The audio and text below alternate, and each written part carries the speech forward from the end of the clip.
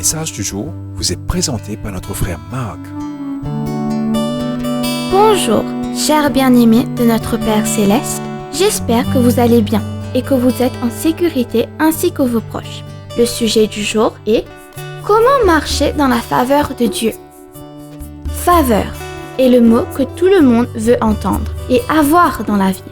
C'est la clé qui ouvre la porte du progrès et à l'avancement personnel. Alors essayons de définir la faveur de Dieu dans notre vie. Quelle est la faveur de Dieu et comment pouvez-vous y vivre?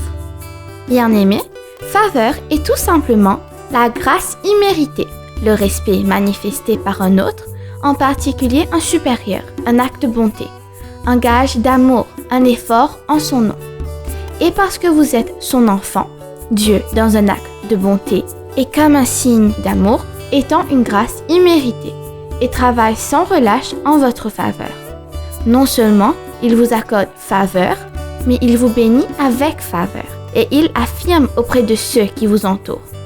Vivre dans la faveur de Dieu vous aidera à atteindre le point où vous pouvez tourner la tête de Dieu, toucher le cœur de Dieu et déplacer la main de Dieu à un endroit où vous pouvez obtenir l'affirmation du Père et de sa parole plutôt que de ceux qui vous entourent, à la maison, au travail, où que vous soyez. Vous pouvez apprendre à refuser que les gens et les problèmes vous définissent. La seule chose qui a le pouvoir de libérer le succès, émotionnellement, physiquement, spirituellement ou financièrement, dans votre vie est la faveur de Dieu. Prenons un exemple pour comprendre ces principes.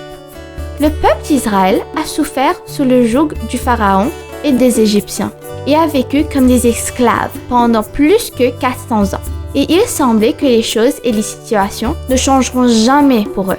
Puis, dans Exode, Dieu fit entrer Moïse pour les sortir de l'esclavage, à la liberté et à la grâce.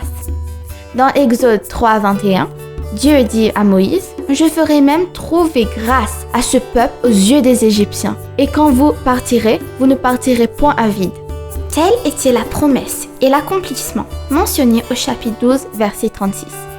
L'Éternel fit trouver grâce au peuple d'Israël aux yeux des Égyptiens, qui se rendirent à leur demande, et ils dépouillèrent les Égyptiens. Ainsi, Israël a vécu la faveur de Dieu dans leur vie. Bien-aimés, avez-vous déjà marché dans la faveur de Dieu? Si c'est le cas, alors vous connaissez le sentiment d'être submergé et entouré par son amour, ses conseils et sa bienfaisance. Bien-aimés, il y a un autre point qui doit également être pris en compte. C'est la faveur de Dieu qui vous aide et vous aide à aider les autres. Parce que les bénédictions de Dieu, qu'elles soient matériellement ou spirituellement, ne visent pas seulement à vous aider dans votre propre vie. Ils sont conçus pour vous aider à aider les autres et à étendre le royaume de Dieu ici sur la terre. Comment la faveur de Dieu fonctionne-t-elle pour nous? Nous examinerons entre autres 12 avantages de marcher dans la faveur de Dieu. Nous examinerons les 6 premiers points dans un autre vidéo. Je conclurai avec Luc, chapitre 2, le verset 52. Et Jésus croissait en sagesse, en stature et en grâce, devant Dieu et devant les hommes. Que ce soit la même chose pour vous tous.